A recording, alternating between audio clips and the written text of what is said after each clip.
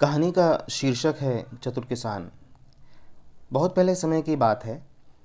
एक बार राजा अपने सिपाहियों के साथ किसी दूसरे राज्य की ओर जा रहा था। रास्ते में घने जंगल के कारण राजा और उनके सिपाही अपना मार्ग भटक गए। कुछ दिन जंगल में भटकने के बाद उनके सिपाही एक गांव पहुंच गए। सिपाहियों का खाना लगभग खत्म हो चुका था। राजा ने अपने मंत्री से कहा, जाओ, गांव में जिसका खेत सबसे बड़ा हो उसकी सारी फसल काट लाओ। मंत्री ऐसा ही करता है। राजा का आदेश जो था, तो राजा का आदेश पाकर मंत्री गांव की ओर निकल जाता है। खेतों के आसपास मंत्री को कोई नहीं दिखाई देता। इधर उधर भटकने पर एक किसान मंत्री को मिल जाता है। मंत्री उस किसान से पूछता है कि यहाँ का सबसे बड़ा खेत कौन सा है। किसान उसको एक खेत की ओर ले जाता है। थोड़ा आगे चलने के बाद किसान उसको बताता है कि ये हमारे गांव का सबसे बड़ा खेत है। मंत्री उससे पूछता है, गांव में कोई दिखाई क्यों नहीं दे रहा है। किसान ने बोला, पास में ही हमारे कुल देवता का एक मंदिर है जहां प्रतिवर्ष पूजा होती है। सारा गांव वहीं गया है। मैं भी वहीं से आ रहा हूं। मुझे खेत पर कुछ काम था, इसलिए मैं थोड़ा जल्दी आ गया। मंत्री अपने सिपाहियों के साथ खेत की फसल काटने लगते हैं। कि देखकर किसान मंत्री से बोलता है, आखिर आप लोग क्या कर रहे हो। सिपाही बोलता है, हमको सबसे बड़े खेत की फसल काटने का आदेश मिला है। किसान बोलता है, मुझे क्षमा कीजिए, मुझसे गलती हो गई है। इससे भी बड़ा एक खेत है हमारे गांव में। मंत्री और सिपाही किसान के साथ उसके पीछे पीछे चल देते हैं।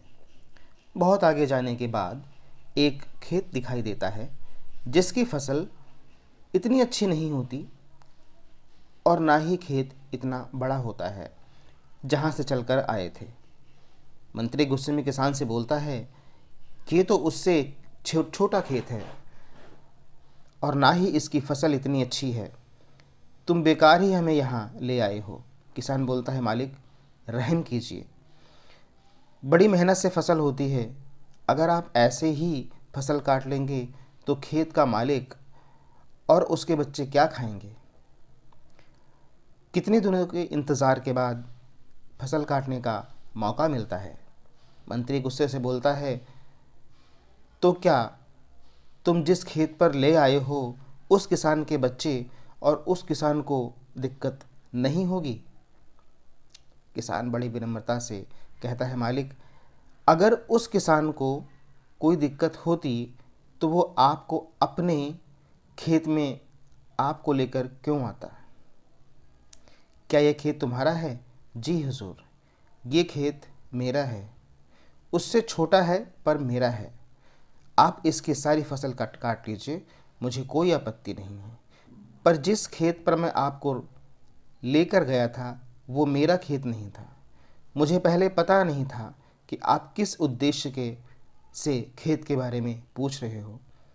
जब मुझे यह ज्ञात हुआ कि आपको फसल काटना है तो मैं अपने खेत पर ले आया, क्योंकि स्वयं मैं इसका मालिक हूँ और इस खेत की फसल पर मेरा पूरा अधिकार है, इसलिए मैं आपको यहाँ लेकर आया।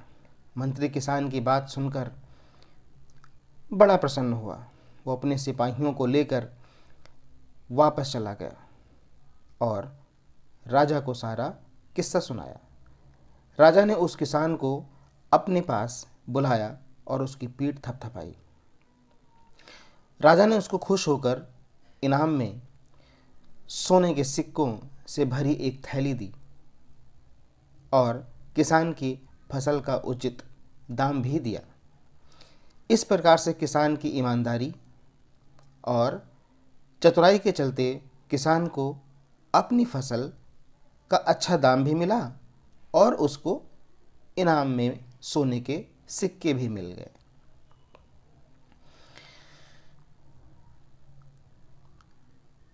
इस कहानी से हमको यह शिक्षा मिलती है कि हमें अपने स्वार्थ को दूर रखकर दूसरों के बारे में ज़रूर सोचना चाहिए। अगर वो किसान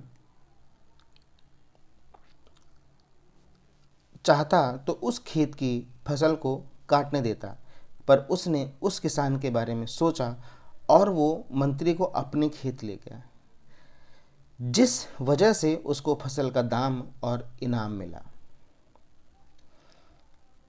बाकी तो आप इस बारे में क्या सोचते हैं, कमेंट बॉक्स में ज़रूर बताएं। I really appreciate your time. Thank you for watching. जय हिंद।